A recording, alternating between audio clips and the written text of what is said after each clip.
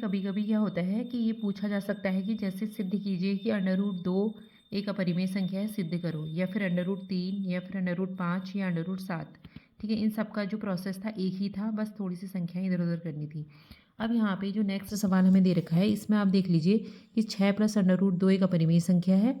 तो यहाँ पर हमें क्या करना है, इसको सिद्ध करना है। लेकिन अब हम ये मान चुके हैं, हमें पता चल चुका है कि √2 क्या है, एक अपरिमेय संख्या है। तो उसमें जो संख्या जोड़ेंगे या घटाएंगे वो भी क्या होगी, एक अपरिमेय संख्या होगी। लेकिन यहाँ पे सिद्ध करना है तो हम इसका अपोजिट लेके चलते हैं कि माना 6 + √2 एक परिमेय संख्या है। तो परिमेय संख्या का मतलब क्या है कि वो P/Q के रूप में लिखी जा सकती है। तो उतना बराबर P/Q हो जाएगा कि P/Q इसके बराबर होना चाहिए। तो Q जहाँ = 0 होना चाहिए, Q 0 के बराबर नहीं होना चाहिए। क्यों? क्योंकि 0 से जब P को भाग करेंगे तो क्या आ जाएगा, इनफाइनाइट आ जाएगा। तो इसीलिए ये क्या होना चाहिए, Q मतलब कोई संख्या होनी चाहिए। ठीक है, और उसके बाद P और Q एक ऐसी संख्याएं हैं जो सहभाज्य है। ये एक ऐसी संख्याएं हैं जो सिर्फ जिनमें एक से भाग जा सकता है। ठीक है, तो अब हमने ये संख्या जैसी थी वैसे ही लिख दी थी, हमको पता ही है। √2 यहीं रहेगा और ये उधर चले जाएगा तो माइनस हो जाएगा। ठीक है, इसका चिन्ह यहाँ प्लस का है तो इधर पे माइनस हो जाएगा। P/Q परिमेय संख्या है, तो उससे कोई संख्या परिमेय से घटाएंगे तो वो भी क्या होगी, परिमेय ही होगी।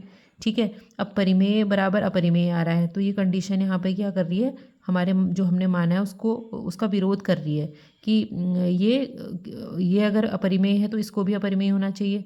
ठीक है, लेकिन यहाँ पे ये परिमेय आ रही है तो इस बात ये जो हमारा मानना है वो गलत हो जा रहा है यहाँ पे। ठीक है, तो यानी कि यह हमारे कथन के विपरीत है। ठीक है, जो हमने ये माना है यह हमारी, अब यहाँ पे लिखना पड़ेगा कि ये परिमेय होगी √2, जबकि क्या है, जबकि अपरिमेय संख्या है। ये हमें पता है, हमने कल सिद्ध भी किया था, अपरिमेय संख्या है। ठीक है, यहाँ इस बात का विरोधाभास हो रहा है, विरोधाभास हो रहा है कि 6 + 2 एक परिमेय संख्या है। परिमेय संख्या है, इतना आपको लिखना पड़ेगा। ठीक है, इस बात का विरोधाभास हो रहा है, अतः सिद्ध हुआ कि 6 + √2 एक अपरिमेय संख्या है। बस इतना सा करना है, इसमें परिमेय संख्या है। इसमें क्या होगा, आपको कितने मार्क्स मिल जाएंगे, सीधे सीधे 3 मार्क्स आपके का क्वेश्चन है तो 3 मार्क्स मिल जाएंगे। ठीक ऐसी क्वेश्चन ये भी है, इसमें सिद्ध करना है कि 3 + √2 √5 एक अपरिमेय संख्या है। तो यहाँ पर भी हमने जब इसका प्रूफ करना है तो यही करेंगे हम, इसमें माना 3 + 2 √5 एक परिमेय संख्या है। सिद्ध करना है अपरिमेय है तो यहाँ पर क्या मान लेंगे, परिमेय संख्या है। और हमारी जो लैंग्वेज है वो सेम रहेगी हर सवाल के लिए। तो 3 + √2 = P/Q, और सेम हम लिखेंगे Q = 0। जब बहुत सारे सवाल करेंगे तो अपने आप ही आपको ये आने लगेगा। P और Q जहाँ क्या है, इनके बारे में लिखना पड़ेगा। PQ जहाँ क्या है, सहभाज्य है, सहअभाज्य हैं। ठीक है, ये हो गया।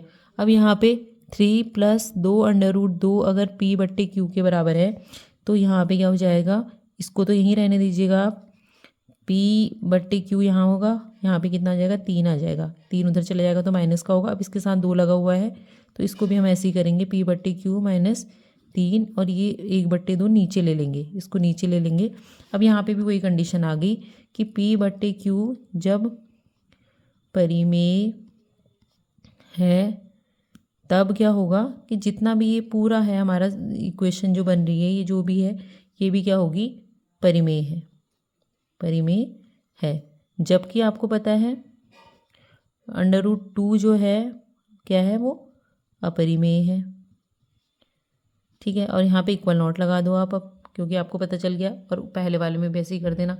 तो यहाँ पर क्या हो रहा है, हमारी बात का विरोधाभास हो रहा है। ठीक है, यहाँ इस बात का विरोधाभास हो रहा है कि 3 + 2 √5 एक परिमेय संख्या है, परिमेय संख्या है। ठीक है, अतः सिद्ध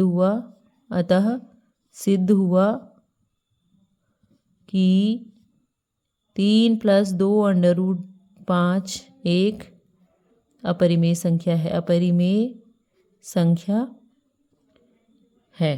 ठीक है, इस तरीके से हम इन सवालों को करेंगे। तो ये 2 सवाल बहुत